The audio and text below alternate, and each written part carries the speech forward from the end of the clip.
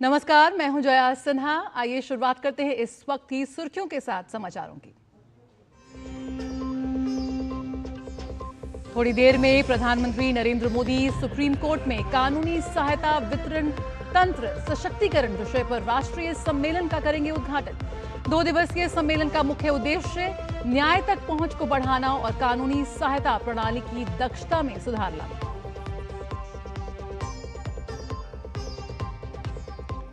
बिहार के बेतिया और सीतामढ़ी में पीएम मोदी ने विशाल जनसभा को किया संबोधित। भ्रष्टाचार को लेकर विपक्षी गठबंधन पर किया प्रहार। कहा, जंगल राज वाले बिहार के युवाओं के हाथों में देना चाहते हैं कट्टा और दोनाली।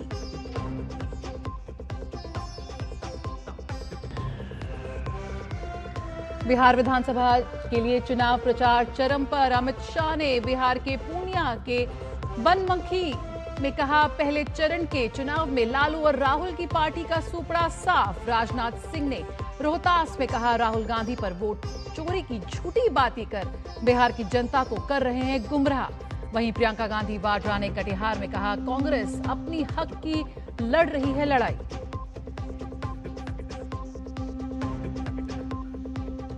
राष्ट्रपति द्रौपदी मुर्मू अंगोला और बोत्सवाना की यात्रा पर रवाना।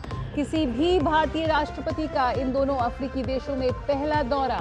दोनों देशों के द्विपक्षीय संबंधों को मिलेगी और मजबूती।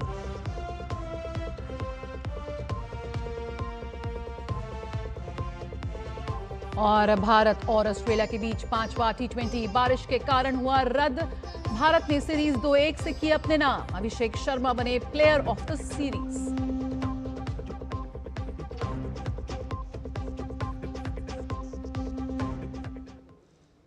सबसे पहले बात बिहार विधानसभा चुनावों की, जिसमें दिग्गज इस वक्त मैदान में उतरे हुए हैं। प्रधानमंत्री नरेंद्र मोदी ने बिहार के बेतिया में एनडीए की विशाल जनसभा को संबोधित किया। पीएम ने डबल इंजन सरकार में हुए विकास कार्यों को गिनाया। पीएम ने विश्वास जताया कि बिहार में एनडीए बड़ी जीत की तरफ बढ़ रहा है। पीएम ने कहा कि वो एनडीए सरकार के शपथ ग्रहण में शामिल होने पटना आएंगे। पीएम ने जंगल राज और भ्रष्टाचार को लेकर विपक्षी महागठबंधन पर कटाक्ष किया। जंगल राज वालों ने सत्याग्रह की इस पुण्य भूमि को लठेतों और डकैतों का गढ़ बना दिया था। आए दिन यहां हत्याकांड होते थे। बहनों बेटियों का घर से बाहर निकलना मुश्किल था। साथियों, ये सारी बातें मैं आपको इसलिए याद दिला रहा हूं क्योंकि जहां कानून का राज खत्म होता है, वहां सबसे पहले गरीब, वंचित, पीड़ित बेहाल होता है। जहां कट्टे और रंगदारी का राज चलता है, वहां नौजवानों के सपने दम तोड़ देते हैं। प्रधानमंत्री ने राजद और कांग्रेस के शीर्ष परिवारों के भ्रष्टाचार का उल्लेख किया। पीएम ने कहा कि इन दोनों के नामदार जमानत पर बाहर हैं। ये लोग तो राजनीति में आते ही इसलिए ताकि आपको लूट सके। आरजेडी का जो शीर्ष परिवार है, वो बिहार का सबसे भ्रष्ट परिवार है। कांग्रेस का जो शाही परिवार है, वो देश का सबसे भ्रष्ट परिवार है। और ये जो नामदार यहां घूम रहे हैं, ये दोनों नामदार हजारों करोड़ रुपए के घोटालों के आरोप में जमानत पर चल रहे हैं। जमानत पर ऐसे भ्रष्टाचारी बिहार को सिर्फ बर्बादी की राह पर ही ले जा सकते। प्रधानमंत्री नरेंद्र मोदी ने बिहार की सीतामढ़ी में एनडीए की विशाल जनसभा को संबोधित किया। पीएम ने बिहार की डबल इंजन सरकार में हुए विकास कार्यों का जिक्र किया। पीएम ने जंगल राज और परिवारवाद को लेकर विपक्षी महागठबंधन पर जोरदार प्रहार किया। पीएम ने कहा कि बिहार में पहले चरण के मतदान में ही जंगल राज वालों को बड़ा झटका लग चुका है। पहले चरण में जंगल राज वालों को 65 वोल्ट का झटका लगा है।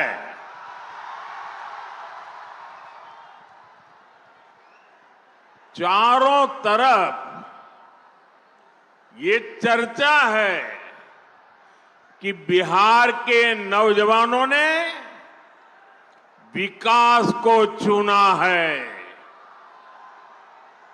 एनडीए को चुना है। बिहार की बहनों बेटियों ने भी एनडीए की रिकॉर्ड विजय पक्की कर दी है। पीएम ने कहा कि बिहार ने तय कर लिया है कि फिर एक बार एनडीए सरकार। राजद को घेरते हुए पीएम ने कहा कि बिहार को कट्टा सरकार नहीं चाहिए। पीएम ने कहा कि एनडीए ने बिहार के युवाओं को किताबें दी हैं। जंगल राज वाले बिहार के युवाओं के हाथ में कट्टा और दोनाली देना चाहते हैं।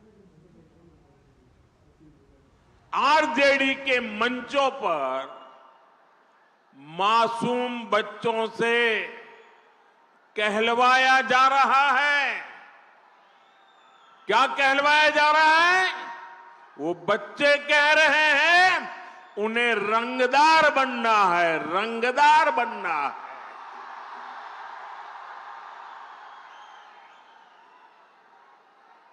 आप मुझे बताइए, बिहार का बच्चा रंगदार बनना चाहिए या डॉक्टर बनना चाहिए? रंगदार बनना चाहिए या डॉक्टर बनना चाहिए? क्या हम हमारे बच्चों को रंगदार बनने देंगे? क्या रंगदार बनाने वालों को जीतने देंगे? बिहार का बच्चा रंगदार नहीं बन सकता। अब हमारा बच्चा इंजीनियर बनेगा, डॉक्टर बनेगा, एडवोकेट बनेगा, अदालत में जज बनेगा।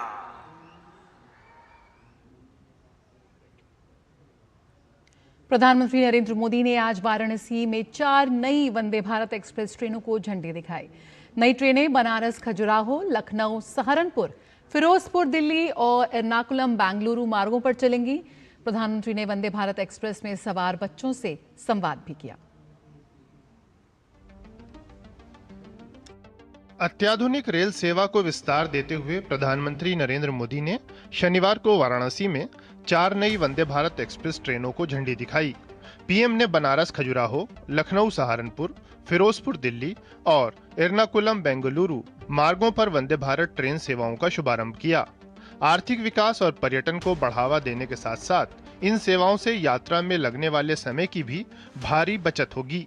आज वंदे भारत, नमो भारत और अमृत भारत जैसी ट्रेनें भारतीय रेलवे की अगली पीढ़ी की नींव तैयार कर रही है। ये भारतीय रेलवे को ट्रांसफॉर्म करने का एक पूरा अभियान है। वंदे भारत भारतीयों की, भारतीयों द्वारा, भारतीयों के लिए बनाई हुई ट्रेन है, जिस पर हर भारतीय को गर्व है। पीएम ने वंदे भारत एक्सप्रेस में सवार बच्चों से संवाद किया। नई वंदे भारत सेवाएं भारत की विरासत के शहरों को देश के विकास का प्रतीक बनाने की तरफ अहम कदम हैं। बेहतर कनेक्टिविटी अपने साथ आर्थिक समृद्धि के अवसर भी ला रही है। पिछले साल बाबा विश्वनाथ के दर्शन के लिए 11 करोड़ श्रद्धालु काशी आए थे। अयोध्या में राम मंदिर के निर्माण के बाद 6 करोड़ से ज्यादा लोग रामलला के दर्शन कर चुके हैं। यूपी की अर्थव्यवस्था को इन श्रद्धालुओं ने हजारों करोड़ रुपए का लाभ पहुंचाया है। पीएम ने उद्घाटन समारोह में मौजूद बच्चों का उत्साहवर्धन किया। देश बीते 11 वर्ष में आधुनिक रेल अवसंरचना के अभूतपूर्व विस्तार का गवाह बना है। पीएम ने काशी में इंफ्रा और स्वास्थ्य सेवा क्षेत्र में हुए कामों का जिक्र किया। आज काशी में अच्छे अस्पताल, अच्छी सड़कें, गैस पाइपलाइन से लेकर इंटरनेट कनेक्टिविटी की व्यवस्थाएं लगातार विस्तार भी हो रहा है, विकास भी हो रहा है और क्वालिटेटिव इंप्रूवमेंट भी हो रहा है। रोपवे पर तेजी से काम हो रहा है। गंजारी और सीगरा स्टेडियम जैसे स्पोर्ट्स इंफ्रास्ट्रक्चर भी अब हमारे पास है।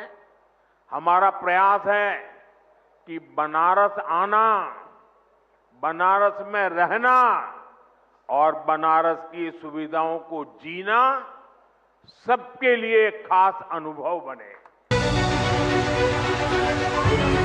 पीएम का अभिनंदन उनके संसदीय क्षेत्र की जनता ने दिल खोलकर किया। पीएम के स्वागत के लिए सड़कों पर भारी जनसमूह उमड़ा। पीएम ने सभी का हाथ हिलाकर अभिवादन किया और इस प्रेम के लिए आभार जताया। Bureau report, DD news.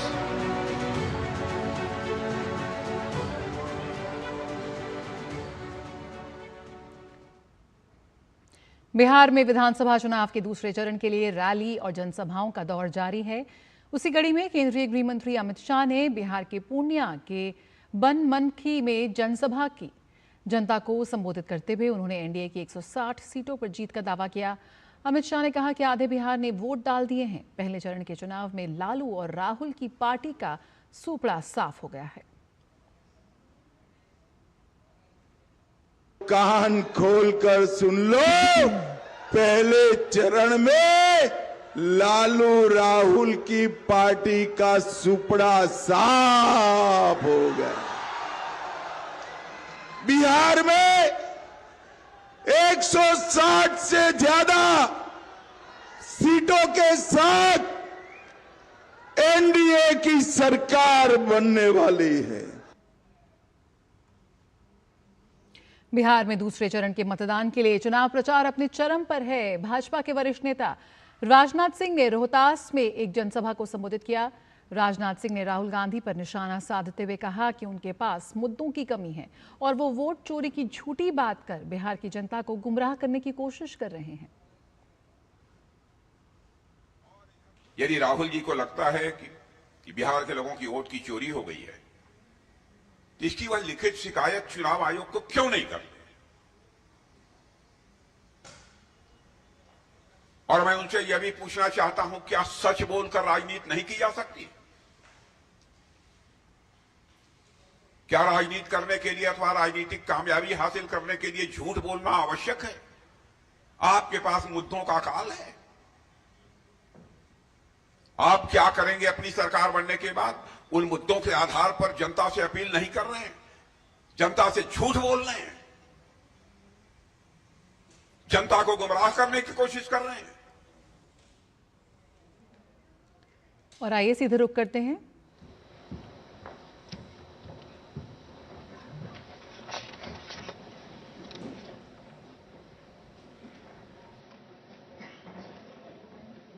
Good evening, ladies and gentlemen.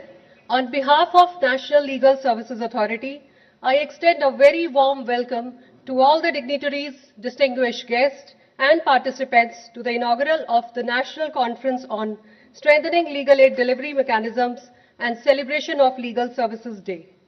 We are extremely beholden to our worthy Chief Guest, Shri Narendra Modi ji, Honorable Prime Minister of India, for graciously consenting to inaugurate today's program in spite of his very hectic schedule.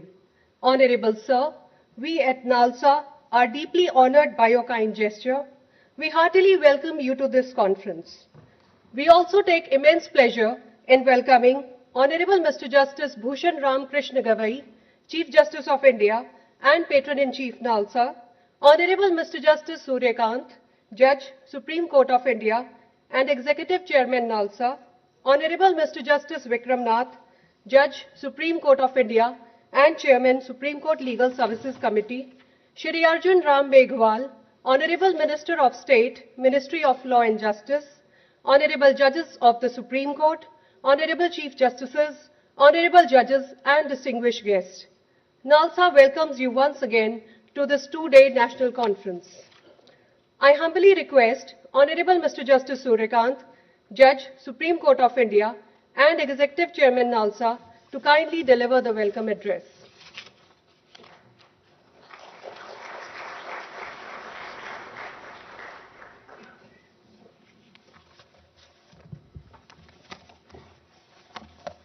Shri Narendra Modi ji, Honorable Prime Minister of India, Justice Bhushan Ramakrishna Gavai, Honorable Chief Justice of India and Patron-in-Chief, National Legal Service Authority, Justice Vikram Nath, Judge Supreme Court of India and Chairman Supreme Court Legal Service Committee, brother and sister judges from the Supreme Court of India, Shri Arjun Ram Meghwal ji, Union Minister of State for Law and Justice, distinguished Chief Justices and judges from various high courts, officers and members of the National Legal Service Authority, esteemed members of the legal fraternity, ladies and gentlemen.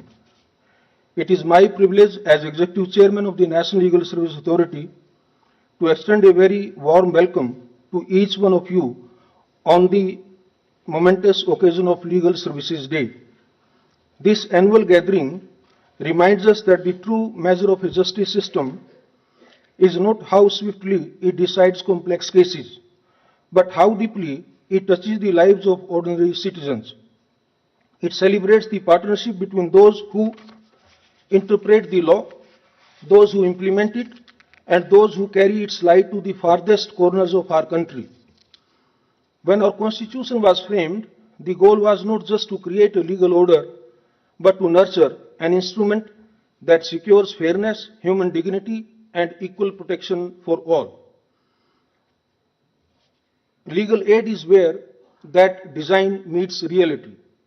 It converts a constitutional value into pragmatic relief, a means by which the poor, the marginalized, and the invisible victims of the system can assert their rights, obtain remedies, and be heard. As the demand for equal and affordable justice deepened, institutional frameworks evolved to answer that call.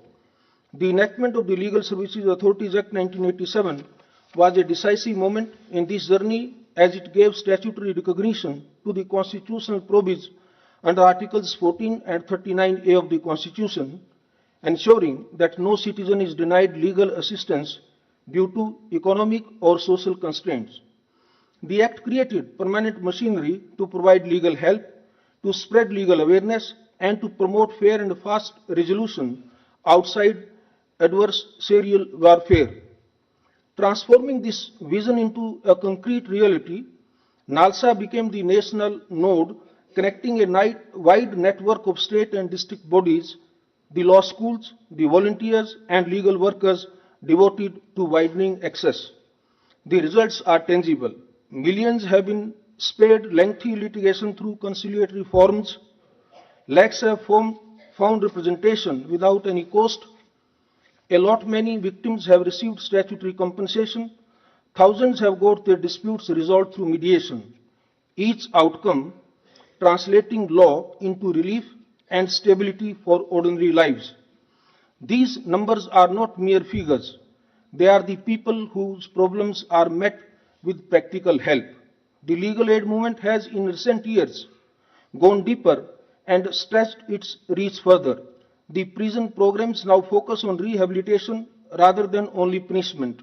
Schemes that support families of defense personnel, a nationwide movement to institutionalize mediation, and outreach for communities affected by human-wildlife conflicts. These are some examples of the law adapting to social realities. Looking ahead, we must make legal aid easier to obtain. That demands both administrative reforms and human practice. Technology does offer real opportunities like remote clinics, online conciliations, and digital complaint portals. But technology alone will not suffice. It must be guided by local knowledge, linguistic accessibility, and human empathy. This mission requires shared ownership. Judges, lawyers, legal educators, law students, paralegal volunteers, community groups, and civic society all have distinct roles and act as the bridge between digital tools and the needs for citizens. On this Legal Services Day, as we gather for the National Conference on strengthening legal aid delivery mechanisms, we reaffirm our commitment to building a justice system that is pragmatic, dignified and truly people-centric. Strengthening legal aid is not merely about expanding institutional capacity. It is about simplifying the pathway through which a person in distress can access the protection of law. Our endeavor is to design systems that respond with speed, clarity, and compassion to make justice truly affordable, understandable, and reachable to people wherever they are. On behalf of NALSA, I extend my deepest gratitude to Honorable Prime Minister of India and all other dignitaries who have joined us today. May this conference renew our resolve to make justice not only accessible but humane too, and in doing so, we not only uphold the Constitution, we fulfill its noblest promise. Thank you. Jai Bharat.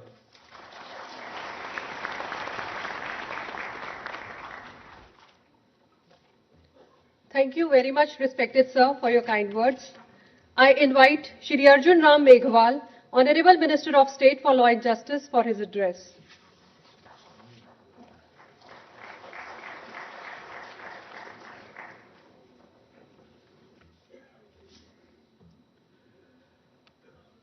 आज NALSA की 3 दशक लंबी यात्रा के पूर्ण होने के अवसर पर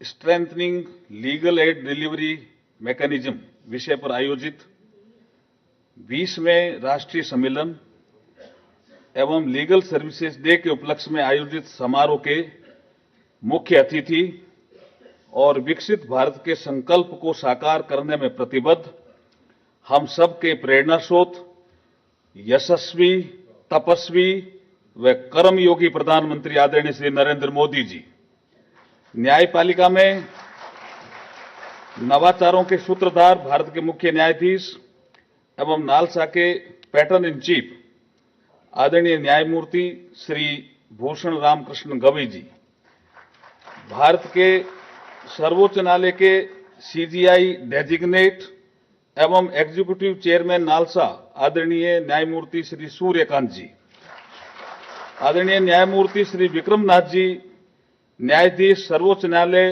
एवं chairman supreme court legal service committee, आदरणीय सर्वोच्च न्यायालय के अन्य उपस्थित न्यायमूर्तिगण, उच्च न्यायालयों के मुख्य न्यायाधीश एवं न्यायाधीशगण, learned solicitor general Shri Tushar Mehta ji, विभिन्न लीगल सर्विसेज अथॉरिटीज के प्रतिनिधिगण, मीडिया बंधु, सम्मानित अतिथिगण एवं प्रिय साथियों, आप सभी को मेरा नमस्कार। आपके साथ इस अवसर पर शामिल होना एक अत्यंत गर्व व हर्ष का विषय है। हमारे संविधान निर्माताओं की दूरदर्शी सोच का ही परिणाम है कि निःशुल्क कानूनी सहायता, फ्री लीगल एड से संबंधित प्रावधान को नीति निर्देशक तत्वों आर्टिकल 39A के रूप में संविधान में शामिल किया गया। ये अत्यंत प्रसन्नता का विषय है कि अपनी 3 दशक की यात्रा में नालसा ने जरूरतमंद नागरिकों को कानूनी सहायता और सेवाएं प्रदान करने के मान लक्ष्य की दिशा में सराहनीय भूमिका निभाई है। लोकतंत्र की जननी के रूप में भारत के संस्थागत आयामों ने समयानुसार नवाचारों को अपनाकर लोकतांत्रिक मूल्यों को निरंतर प्रगाढ़ किया है तथा सामान्य मानवीय के दृष्टिकोण को ध्यान में रखकर सिटीजन सेंट्रिक व बॉटम अप अप्रोच के साथ गवर्नेंस में इनकॉर्पोरेट किया गया है। नालसा की शुरुआत से लेकर न्याय को सर्वस्पर्शी व सर्वसमावेशी बनाने की गौरवशाली यात्रा इसी का एक उदाहरण है। एक सफल लोकतंत्र की पहचान न्याय की गारंटी के साथ साथ न्याय तक समान पहुंच में भी निहित है। यहां उपस्थित सभी स्टेक होल्डर्स व विशेषकर युवा पीढ़ी से मेरा निवेदन है कि जस्टिस डिलीवरी को केवल एक संप्रभु कार्य नहीं समझकर नागरिक केंद्रित सेवा, सिटीजन सेंट्रिक सर्विस का भी एक रूप समझना चाहिए। इसी दिशा में विधि एवं न्याय मंत्रालय का डिपार्टमेंट ऑफ जस्टिस प्रधानमंत्री जी के निर्देशानुसार डिजिटल इंडिया विजन के अनुरूप डिजिटल प्लेटफॉर्म का उपयोग करके न्याय तक पहुंच को सुनिश्चित कर रहा है। न्याय की पहुंच को अंतिम पंक्ति में खड़े व्यक्ति तक सुनिश्चित करने हेतु tele law, pro bono legal services, जैसे कार्यक्रमों का क्रियान्वयन Disha designing innovative solutions for holistic access to justice योजना के तहत किया जा रहा है। मुझे ये बताते हुए अत्यंत खुशी है कि 2017 में शुरू किए गए टेली लॉ के अंतर्गत देश भर में 1 करोड़ से भी अधिक बेनिफिशरीज को प्री लिटिगेशन एडवाइस दी जा चुकी है। स्थानीय भाषाओं में लीगल लिटरेसी व लीगल अवेयरनेस को बढ़ावा देने हेतु AI बेस्ड भाषिणी टूल के उपयोग से न्याय सेतु जैसे इनोवेटिव कार्यक्रम चलाए जा रहे हैं। प्रधानमंत्री श्री नरेंद्र मोदी जी के नेतृत्व में सरकार रिफॉर्म, परफॉर्म व ट्रांसफॉर्म के मूल मंत्र पर चलकर तथा न्यायपालिका के साथ कंधे से कंधा मिलाकर न्यायिक व्यवस्थाओं में निरंतर सुधार हेतु प्रतिबद्ध है। वर्ष 2015-16 में जहां लीगल एड एक्टिविटीज के लिए नालसा का बजटीय प्रावधान 68 करोड़ रुपए था, जिसे बढ़ाकर करंट फाइनेंशियल ईयर में 400 करोड़ रुपए कर दिया गया है और इसमें से 350 करोड़ रुपए की राशि अब तक रिलीज की जा चुकी है।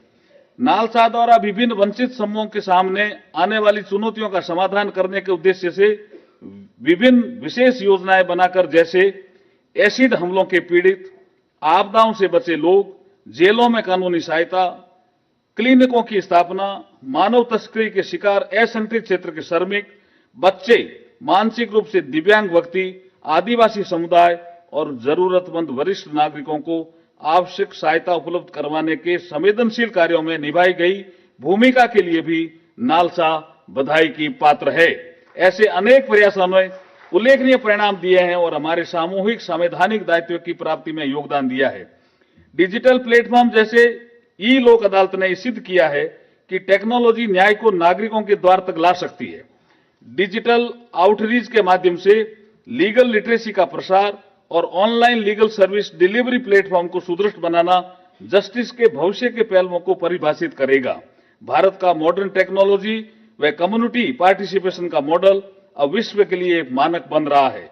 यहाँ ये बताना प्रासंगिक है कि ग्लोबल साउथ के परिप्रेक्ष्य में भारत के लीगल एड डिलीवरी मैकेनिज्म और जुडिशियल एवं लीगल इफेक्टिवनेस को लेकर नवंबर 2023 में first regional conference on access to legal aid strengthen access to justice in global south का आयोजन किया गया था, जिसमें ग्लोबल साउथ के देशों के प्रतिभागियों ने एकजुट होकर इस दिशा में सामूहिक रूप से आगे बढ़ने का संकल्प भी लिया था।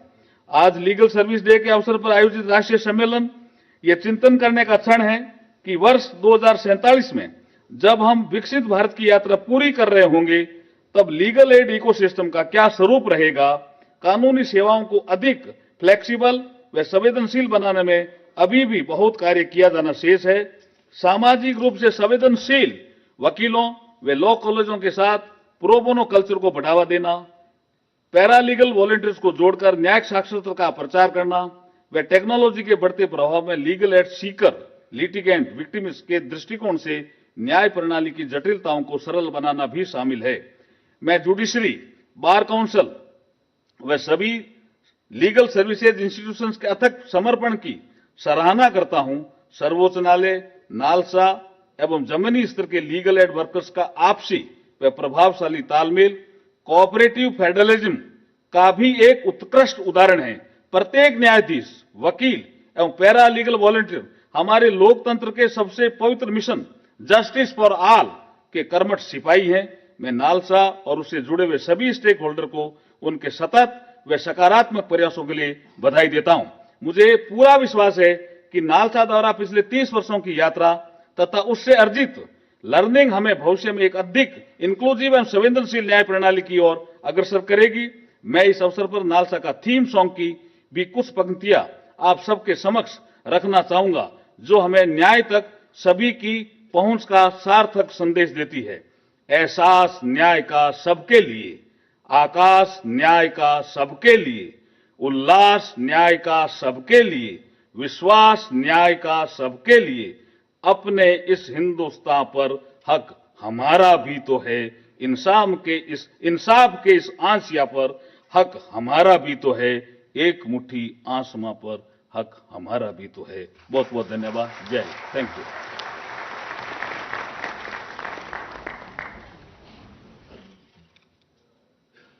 Respected sir, in उत्साहवर्धक शब्दों के लिए आपका बहुत धन्यवाद.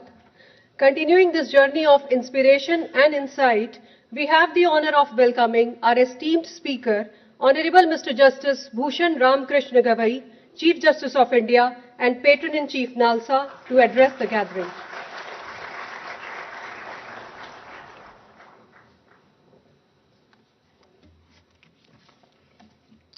Shri Narendra Modi ji, the Honorable Prime Minister of India, my esteemed colleague Justice Suryakant, Chief Justice of India Designate and Executive Chairman of NALSA, my esteemed colleague Justice Vikram Nath, Chairperson of the Supreme Court Legal Services Committee, my distinguished sister and brothers present in the audience, Shri Arjun Ram Meghwal ji, the Honorable Minister of State for Law and Justice, Chief Justices and Judges of the different High Courts present here, the delegates from the District Judiciary, Shri Tushar Mehta, the Learned Solicitor General, Ms. Pradnya Baghel, the Secretary of Supreme Court Bar Association, Shri Vipin Nair, President, and other office bearers of the SCORA, the Secretaries of Law and Legislation, Government of India, the Secretary General, the registrars and officers of the Supreme Court,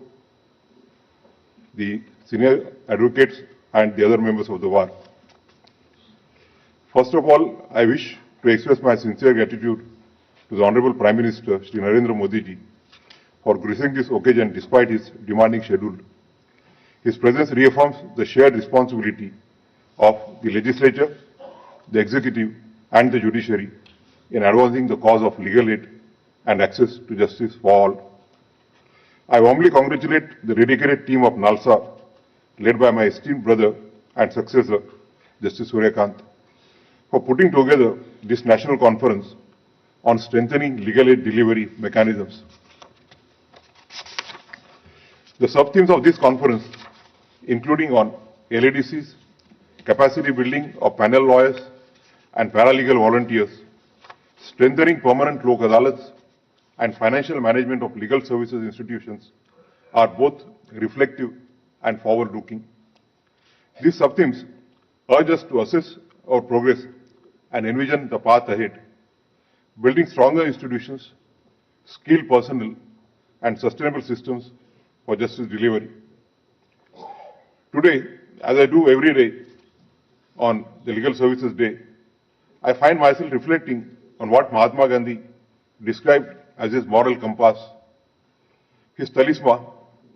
He said that whenever we are in doubt, we must recall the face of the poorest and the weakest person we have seen, and ask ourselves if the step we contemplate will be of any use to them.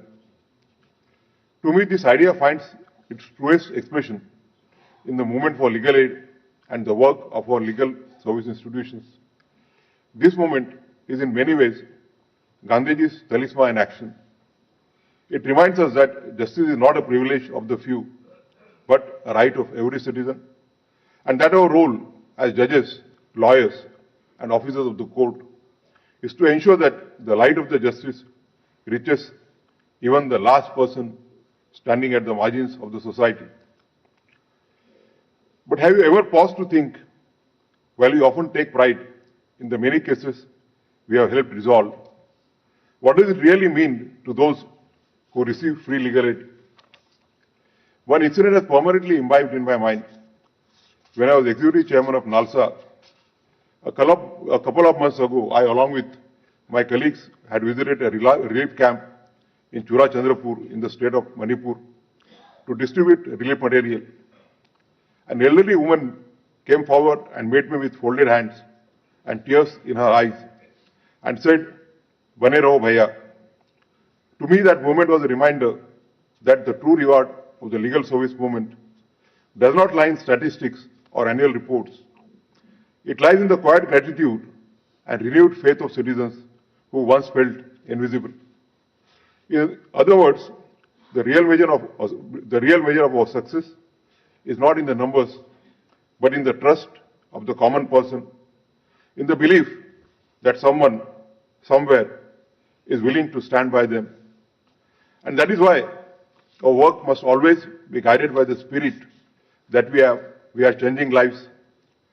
Even your presence for a single day, your visit to a village or a jail, your conversation with a person in distress can be life-changing for someone who has never had anyone come for them before.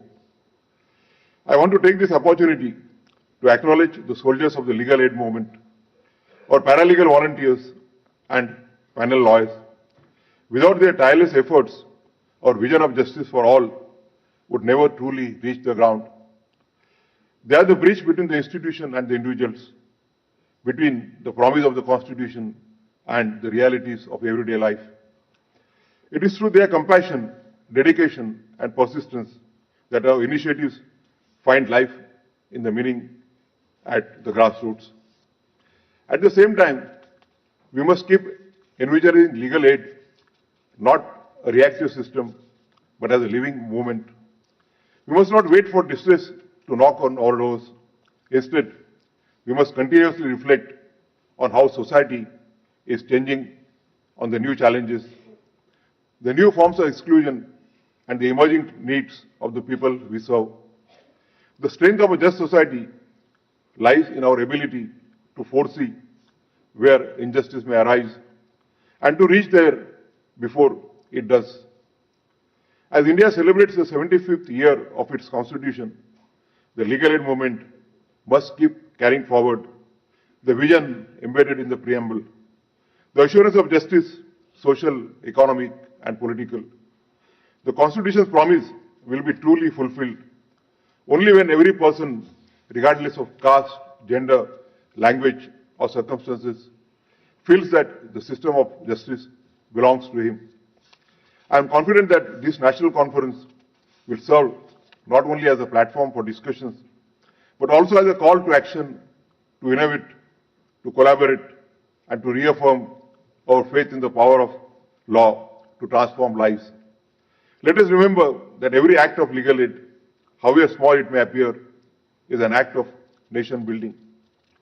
As Dr. Babasaheb Ambedkar once said, and I quote, "Ours is a battle not for wealth or for power. It is a battle for freedom. It is a battle for the reclamation of the human personality." These words also echo through the work of legal aid movement, which strives each day to return voice and dignity to those long unheard. Thank you very much.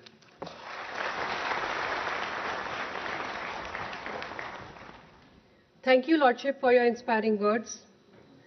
The journey of growth and excellence of NALSA has truly been possible because of the dedicated efforts of all present here and everyone else who is not around now but has contributed hugely along the way. Honorable Chief Guest, may we now play a video capturing the milestones and dedication that define the journey of NALSA during the past decade. न्याय हर नागरिक का मूल अधिकार है। इसी अधिकार को सशक्त बनाने के लिए राष्ट्रीय विधिक सेवा प्राधिकरण यानी नालसा की स्थापना की गई। नालसा अनुसूचित जाति, अनुसूचित जनजाति, महिलाएं, बच्चों, दिव्यांगों, बंदियों और अन्य जरूरतमंदों को मुफ्त कानूनी सहायता प्रदान करता है। देश की इस अमृत यात्रा में ईज ऑफ डूइंग बिजनेस और ईज ऑफ लिविंग की तरफ ईज ऑफ जस्टिस भी उतना ही जरूरी है। नेशनल लीगल सर्विस अथॉरिटी और सभी डिस्ट्रिक्ट लीगल सर्विसेज अथॉरिटीज इसमें बहुत बड़ी भूमिका निभा सकते हैं। पिछले एक दशक में नालसा ने अपने काम का विस्तार किया है और विभिन्न योजनाओं जैसे Spruha, human wildlife conflict scheme और वीर परिवार सहायता योजना के जरिए न्याय को हर व्यक्ति तक सरल और सुलभ बनाने का प्रयास किया है। आज नालसा का नेटवर्क पूरे भारत में फैला है। 37 राज्य प्राधिकरण, 707 जिला प्राधिकरण और 2440 तालुक समितियां जो हर कोने तक न्याय पहुंचाने में सक्रिय हैं। बदलते वक्त के साथ नालसा ने अपने प्रयासों में नवाचार और डिजिटलीकरण को अपनाया है। लीगल सर्विस मैनेजमेंट सिस्टम और डेली कॉज लिस्ट जनरेशन जैसे प्रयास इसका प्रमाण है। महिलाएं, बच्चे, अनुसूचित जाति एवं अनुसूचित जनजाति, वृद्ध, दिव्य और स्थायी लोक अदालतों के माध्यम से देश भर में अब तक 13,11,000 से अधिक मामले सुलझाए जा चुके हैं। 2,354 करोड़ रुपए से अधिक का विक्टिम कंपनसेशन। जुलाई 2025 तक मध्यस्थता के माध्यम से 8,61,000 मामले आपसी समझौते से निपटाए गए हैं। जनवरी 2025 से अगस्त 2025 के बीच राष्ट्रीय विधिक सेवा प्राधिकरण नालसा ने 1,57,000 से अधिक कैदियों को निशुल्क कानूनी सहायता प्रदान की। यूटीआरसी की सतत बैठकों और निगरानी से न्याय प्रक्रिया और अधिक सशक्त हुई है। अप्रैल से जून 2024 की तुलना में अप्रैल से जून 2025 की अवधि में यूटीआरसी की अनुशंसा पर रिहा किए गए कैदियों का प्रतिशत 47 से बढ़कर 55 हुआ। लगभग 1.6 करोड़ नागरिकों को निशुल्क कानूनी सहायता प्रदान की गई। ये आंकड़े सिर्फ संख्या नहीं है, ये नालसा के विश्वास और समर्पण की कहानी है। नालसा का सफर यहीं खत्म नहीं होता, यह सफर अभी और लंबा है। हमारा लक्ष्य है कि न्याय हर नागरिक तक पहुंचे और हम इस मार्ग पर लगातार और समर्पित प्रयास करते रहें।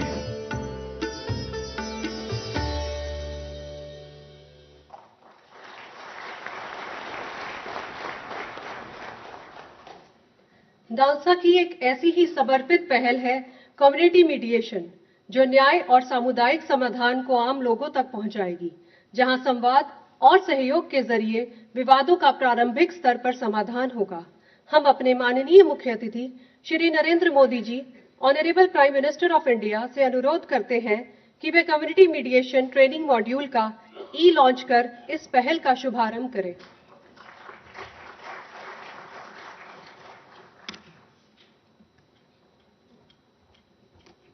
सामुदायिक मध्यस्थता, न्याय तक पहुंच का जन आंदोलन। राष्ट्रीय विधिक सेवा प्राधिकरण नालसा द्वारा सामुदायिक मध्यस्थता योजना न्याय को समुदाय तक पहुंचाने की एक अनूठी शुरुआत है। इस पहल का उद्देश्य विवादों को न्यायालय पहुंचने से पहले ही सुलझाना, समाज में शांति, संवाद और आपसी विश्वास को पुनः स्थापित करना है। नालसा का ये प्रयास केवल विवाद निवारण की प्रक्रिया नहीं, बल्कि न्याय की संस्कृति को जन जन तक पहुंचाने का एक जन आंदोलन है। समझौते से समाधान, समुदाय के संग न्याय की ओर। नालसा अपने इस मिशन के माध्यम से पुनः दोहराता है, न्याय सभी के लिए, access to justice for all.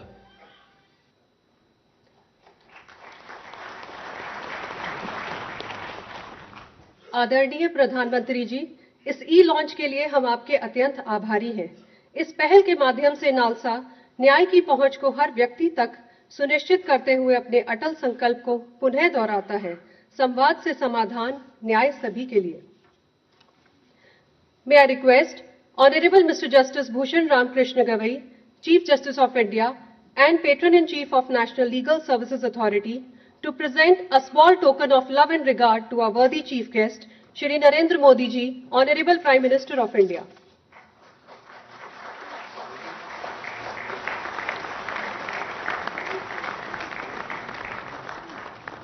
The Dokra Bull, which can be seen on my right, is a handmade artifact crafted by the tribal artisans of Bastar in the state of Madhya Pradesh.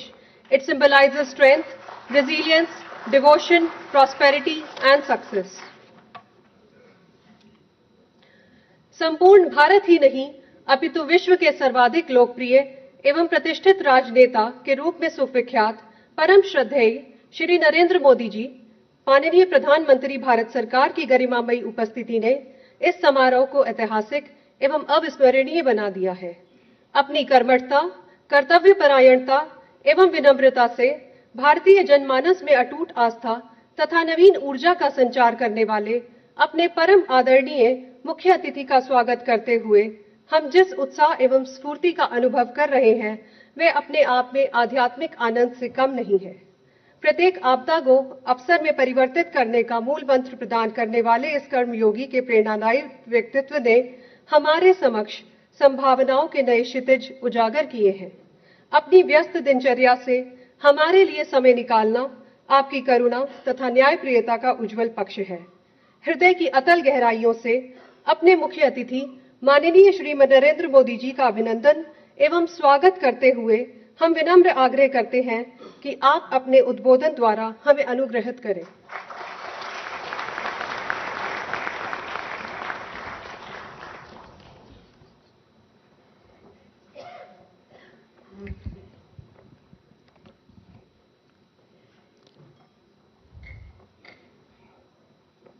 CGI Shri B.R. गवाई जी, justice Suryakant जी, justice Vikram Nath जी, केंद्र में मेरे सहयोगी अर्जुन राम मेघवाल जी, supreme court के अन्य माननीय न्यायाधीशगण, high court के मुख्य न्यायाधीशगण, देवी और सज्जनों, इस महत्वपूर्ण अवसर पर आप सभी के बीच उपस्थित होना बहुत विशेष है।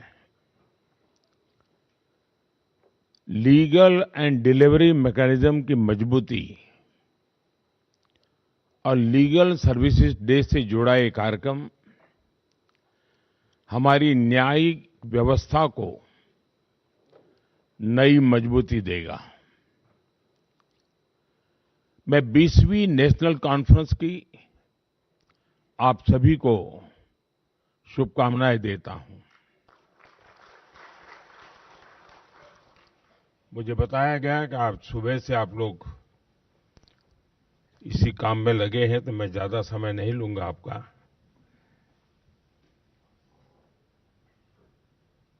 मैं यहां उपस्थित डिग्नेटरीज, न्यायपालिका के सदस्यों और लीगल सर्विसेज अथॉरिटीज का अभिनंदन करता हूं। साथियों, जब न्याय सबके लिए एक्सेसिबल होता है, टाइमली होता है, जब न्याय सोशल या फाइनेंशियल बैकग्राउंड देखे बिना हर व्यक्ति तक पहुंचता है, तभी वो सामाजिक न्याय की नींव बनता है। लीगल एड इस बात में बहुत महत्वपूर्ण भूमिका निभाती है कि न्याय सबके लिए एक्सेसिबल हो। नेशनल लेवल से लेकर तालुका स्तर तक लीगल सर्विसेज अथॉरिटीज, न्यायपालिका और सामान्य मानवी के बीच सेतु का काम करती है। मुझे संतोष है कि आज लोक अदालतों और प्री लिटिगेशन सेटलमेंट के माध्यम से लाखों विवाद जल्दी, सौहार्दपूर्ण और कम खर्च में सुलझाए जा रहे हैं। भारत सरकार द्वारा शुरू किए गए legal aid defence council system के तहत केवल 3 साल में लगभग 8 लाख क्रिमिनल केसेस का निपटारा किया गया है। सरकार के इन प्रयासों ने देश के गरीब, दलित, पीड़ित, शोषित, वंचित को ईज ऑफ जस्टिस सुनिश्चित किया है। साथियों, पिछले 11 वर्षों में हमारा ध्यान लगातार ईज ऑफ डूइंग बिजनेस और ईज ऑफ लिविंग पर मजबूती के साथ हम कुछ न कुछ कदम उठा रहे हैं। बिजनेस के लिए 40,000 से अधिक अननेसेसरी कंप्लायंसेस को हटाया गया है। जन विश्वास एक्ट के माध्यम से 3,400 से ज्यादा कानूनी धाराओं को डीक्रिमिनलाइज किया गया है। 1500 से अधिक अप्रासंगिक और पुराने कानून रद्द किए गए हैं। दशकों से चले आ रहे पुराने कानूनों को अब भारतीय न्याय संहिता से बदला गया है। और साथियों, जैसा मैंने पहले भी कहा है, ईज ऑफ डूइंग बिजनेस और ईज ऑफ लिविंग तभी संभव है जब ईज ऑफ जस्टिस भी सुनिश्चित हो। पिछले कुछ वर्षों में ईज ऑफ जस्टिस को बढ़ाने के लिए भी कई कदम उठाए गए हैं और आगे हम इस दिशा में और तेजी से जाएंगे। साथियों, इस साल नालसा यानी नेशनल लीगल सर्विस अथॉरिटी के 30 वर्ष पूरे हो रहे हैं। इन 3 दशकों में नालसा ने न्यायपालिका को देश के गरीब नागरिकों तक जोड़ने का बहुत महत्वपूर्ण प्रयास किया है। जो लोग लीगल सर्विसेज अथॉरिटीज के पास पहुंचते हैं, अक्सर उनके पास न रिसोर्सेज होते हैं, न रिप्रेजेंटेशन होता है और कभी तो उम्मीद भी नहीं होती। उन्हें उम्मीद और सहायता देना ही सर्विस शब्द का सच्चा अर्थ है और नालसा के नाम में भी ये मौजूद है। इसलिए मुझे पूरा विश्वास है कि इसका हर सदस्य प्रेजेंस और प्रोफेशनलिज्म के साथ अपना काम जारी रखेगा।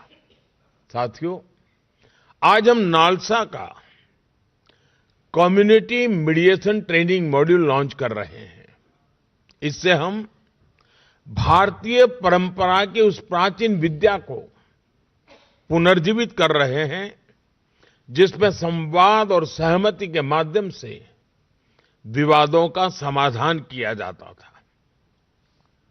ग्राम पंचायतों से लेकर गांव के बुजुर्गों तक मीडिएशन हमेशा से हमारी सभ्यता का हिस्सा रही है। नया मीडिएशन एक्ट इसी परंपरा को आगे बढ़ा रहा है, उसे आधुनिक स्वरूप दे रहा है। मुझे विश्वास है कि इस ट्रेनिंग मॉड्यूल के माध्यम से कम्युनिटी मीडिएशन के लिए ऐसे रिसोर्स तैयार होंगे जो विवादों को सुलझाने, हार्मनी बनाए रखने और मुकदमेबाजी को कम करने में मदद करेंगे।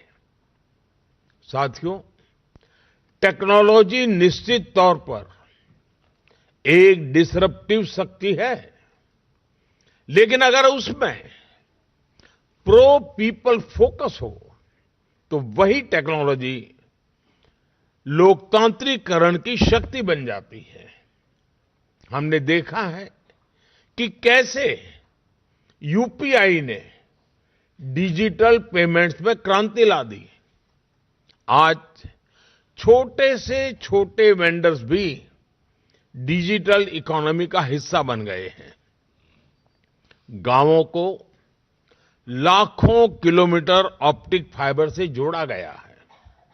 अभी कुछ सप्ताह पहले ही ग्रामीण इलाकों में एक साथ लगभग 1 लाख मोबाइल टावर शुरू हुए हैं।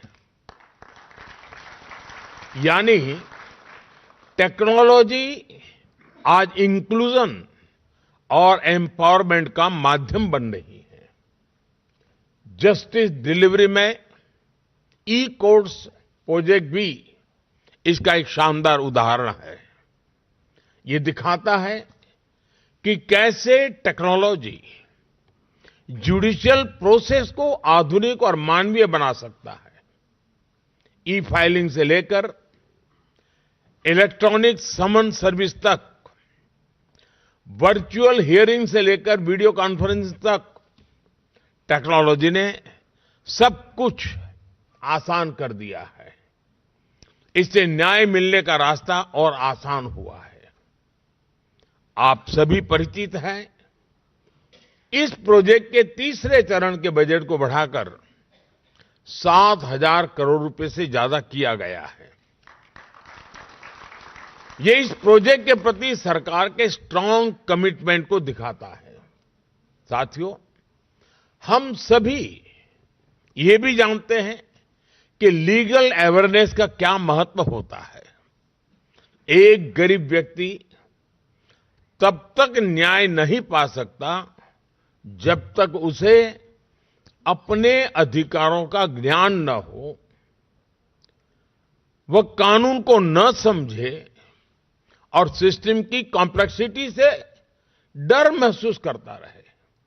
इसलिए कमजोर वर्गों, महिलाओं और बुजुर्गों में लीगल अवेयरनेस को बढ़ाना ये हमारी प्राथमिकता है। आप सभी और हमारी अदालतें इस दिशा में निरंतर प्रयास करते रहे हैं। मैं समझता हूं हमारे युवा, खासकर लॉ स्टूडेंट्स, इसमें ट्रांसफॉर्मेटिव रोल निभा सकते हैं। अगर युवा लॉ स्टूडेंट्स को प्रोत्साहित किया जाए कि वे गरीबों और गांव में रहने वाले लोगों से जुड़े, उन्हें उनके कानूनी अधिकार और लीगल प्रोसेस समझाएं, तो इससे उन्हें समाज की पल्स को सीधे महसूस करने का अवसर मिलेगा। सेल्फ हेल्प ग्रुप्स, कोऑपरेटिव्स, पंचायती राज संस्थाओं और अन्य मजबूत ग्रासरूट नेटवर्क के साथ काम करने की हम लीगल नॉलेज को हर दरवाजे तक पहुंचा सकते हैं। साथियों, लीगल एड से जुड़ा एक और पहलू है जिसकी मैं अक्सर चर्चा करता हूं। न्याय की भाषा वही हो जो न्याय पाने वाले को समझ आए। इसका ध्यान जब कानून को ड्राफ्ट किया जाता है तब रखना बहुत जरूरी है। जब लोग कानून को अपनी भाषा में समझते हैं तो इससे बेटर कंप्लायंस होता है और मुकदमेबाजी कम होती है। इसके साथ ही ये भी आवश्यक है कि जजमेंट्स और लीगल डॉक्यूमेंट्स को स्थानीय भाषा में उपलब्ध कराया जाए। ये वाकई बहुत सराहनीय है कि सुप्रीम कोर्ट ने 80,000 से अधिक जजमेंट्स को 18 भारतीय भाषाओं में अनुवाद करने की पहल की है। मुझे पूरा विश्वास है यह प्रयास आगे हाई कोर्ट्स और जिला स्तर पर भी जारी रहेगा। साथियों, जब हम विकसित भारत की दिशा में आगे बढ़ रहे हैं तो लीगल प्रोफेशन, जुडिशियल सर्विसेज और इससे जुड़े सभी लोगों से भी मैं आग्रह करता हूं कि वे यह कल्पना करें कि जब हम स्वयं को एक विकसित राष्ट्र कहेंगे तो हमारा जस्टिस डिलीवरी सिस्टम कैसा होगा। उस दिशा में हमें मिलकर आगे बढ़ना है। मैं नालसा पूरी लीगल फ्रेटर्निटी और जस्टिस डिलीवरी से जुड़े सभी लोगों को बहुत बहुत बधाई देता हूं। मैं एक बार फिर आप सभी को इस आयोजन की शुभकामनाएं देता हूं और आप सबके बीच आने के लिए मुझे जो अवसर दिया उसके लिए भी मैं आप सबका बहुत बहुत आभारी हूं। धन्यवाद।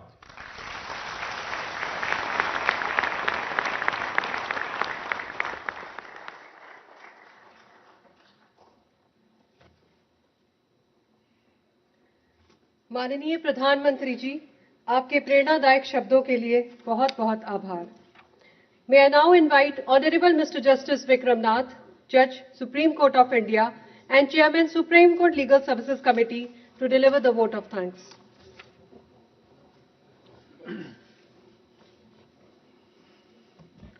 Honorable Prime Minister of India, Shri Narendra Modi ji, Honorable the Chief Justice of India and Patron-in-Chief NALSA, Justice Bhushan Ram Krishna Gavai, Honorable Mr. Justice Suryakant, Chief Justice of India Designate and Executive Chairman of NALSA, my esteemed colleagues, Honorable Minister of State for Law and Justice, Shri Arjun Ram Meghwal ji, Honorable Chief Justices and Honorable Judges of different high courts across the country, Shri Tushar Mehta, Learned Solicitor General, members of the judiciary of all the states across the country, learned senior advocates, learned members of the bar, representatives of national and state legal services authorities, distinguished guests, ladies and gentlemen. A very good evening to one and all. It is my proud privilege on behalf of the Supreme Court Legal Services Committee, the National Legal Services Authority, and on behalf of all present here to deliver the vote of thanks. At the outset, we are deeply honored by the gracious presence of the Honorable Prime Minister, Shri Narendra Modi ji.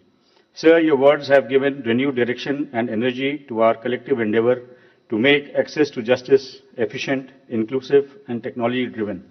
Your visionary leadership and unwavering commitment to good governance continues to guide our nation towards institutional progress and innovation. We are extremely grateful, sir.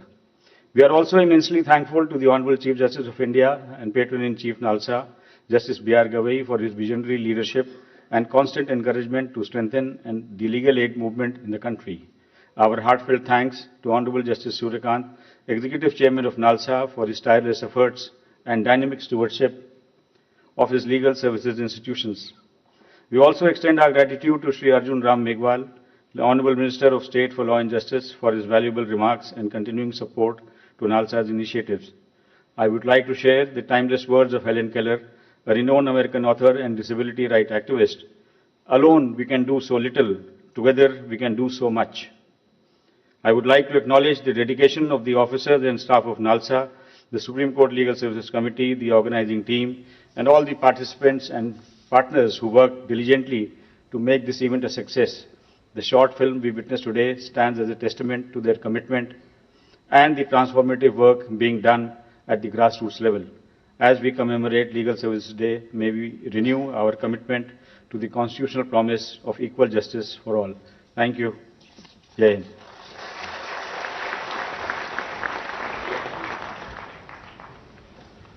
Thank you, Lordship, for your kind words. The inauguration session of the two-day national conference hereby concludes. Thank you. Everybody in the audience is requested to remain seated and not rise till the Honorable Chief Guest departs.